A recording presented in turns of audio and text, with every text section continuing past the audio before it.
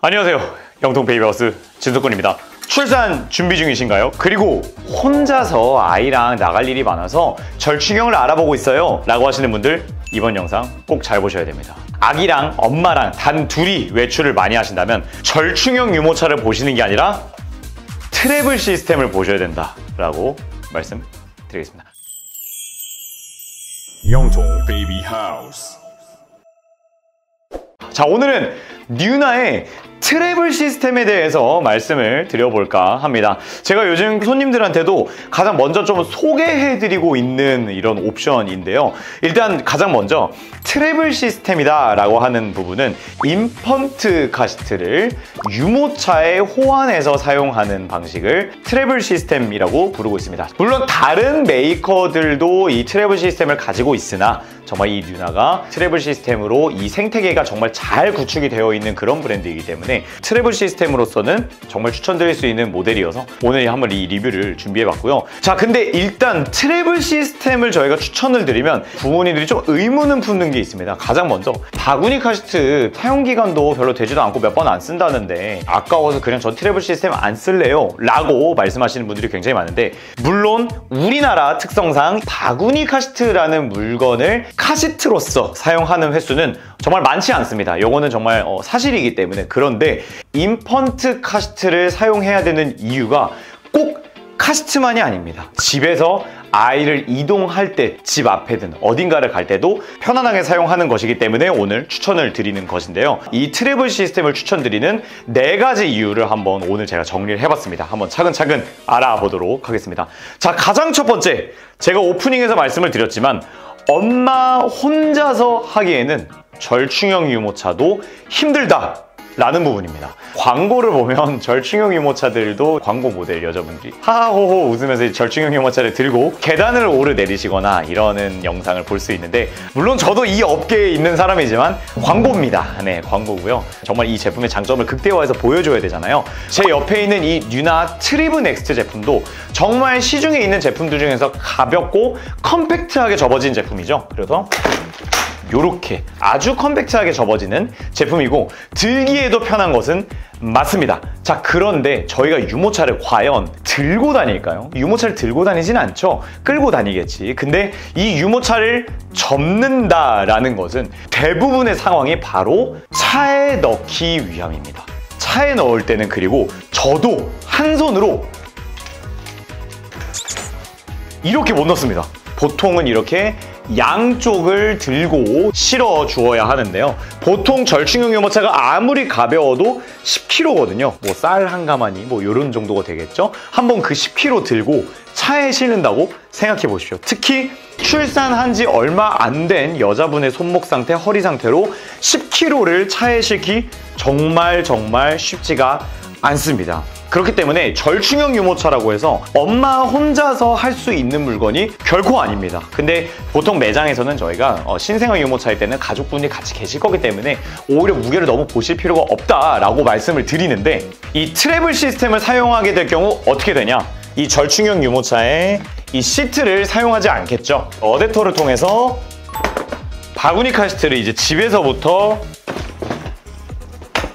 이제 아이와 이동을 하겠죠. 그리고 차에 아이가 탑승하게 될 때는 그대로 바구니에서 빼서 바구니 카시트를 체결해 주신 다음에 이 프레임만 약 한 5kg 정도 되기 때문에 이 정도 무게는 엄마 혼자서도 할 수 있는 무게입니다. 요즘 사실 잘 나가는 절충형 유모차들 14kg, 15kg 넘어갑니다. 그렇기 때문에 엄마 혼자서 차에 실어야 된다면 절충형 유모차를 보는 것이 아니라 트래블 시스템으로 봐야 한다라고 말씀을 드리겠고요. 두 번째 이유는 바로 아기가 깨지 않고 불편해하지 않는다라는 부분입니다. 제가 상황을 한번 또 예시를 해보겠습니다. 아까처럼 유모차에 타 있는 아이를 카시트에 태운다고 가정을 하게 되면 일단 가장 먼저 아이를 이제 유모차에서 빼줘야겠죠. 그래서 버클을 풀어주고 아이를 안아주고요. 지금은 피파 넥스트지만 컨버터블 카시트라고 예시를 들어볼게요. 그 다음에 아이를 이렇게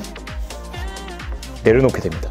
저희가 카시트 올바르게 태우기 영상에서도 말씀을 드렸지만 아이의 머리를 끝까지 지지를 잘 해주셔야 아이가 안정감 있는 자세로 있을 수 있겠죠. 그리고 지금은 인형이니까 얌전히 있지만 이렇게 벨트를 만지는 과정에서도 이미 아이는 불편하고 움직이고 아마 아이를 직접 키워보신 분들은 이 순간이 정말 땀도 많이 나고 긴장되고 아이가 굉장히 불편해하는 것을 바로 느끼실 수가 있으실 겁니다. 이때 트래블 시스템을 사용하고 있었다고 가정을 해본다면 조심스럽게 아이가 깨지 않게 버튼만 눌러서 양손으로 양쪽 받쳐서 차로 와서 그대로 얹어만 주면 아이가 전혀 불편해하지 않는 상태로 그대로 차로 올 수 있기 때문에 아이가 깨지 않고 편안하게 차로 갈 수 있다는 부분입니다. 이 부분은 정말 다들 공감하실 거라 믿습니다. 자, 진석군이 뉴나 트래블 시스템을 추천하는 세 번째 이유, 바로 되게 좋아 보인다.